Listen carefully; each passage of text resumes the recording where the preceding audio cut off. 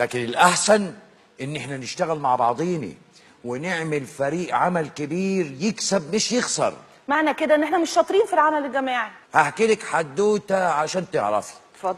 بتحبي الحواديت ست مفيده؟ منك انت يا سنبل بموت فيها. خلص. كان في مسابقه تأديف اشترك فيها فريق اليابان قصاد الفريق المصري. تمام. وانت عارفه احنا ناس احسن ناس تأدف. حلو.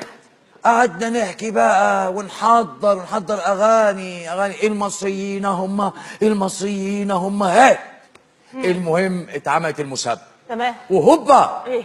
فاز فريق اليابان. فاز؟ ايوه. فاز ازاي؟ فريق اليابان فاز لانه مكون من 9 انفار. حلو. واحد فيهم مدير ها. و8 بيأدفوا. تمام. احنا فريقنا ها. 8 مديرين وواحد بيأدف. خلاص خلاص. انا ورايا شغل.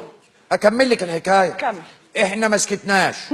احنا كنا رجاله وقفنا وقفه رجاله. تمام. غيرنا الخطه ودخلنا المسابقه السنه اللي بعديها وكسبنا الحمد لله. خسرنا والعياذ بالله. ليه بقى؟ ليه؟ الفريق الياباني هو 9 انفار. حلو. واحد مدير و8 بيأدفوا. حلو. احنا بقى طورنا.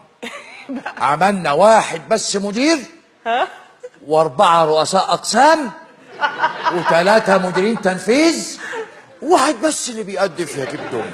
طب وبعدين؟ فخسرنا.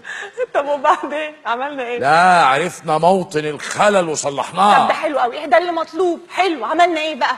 رفضنا اللي بيأدف.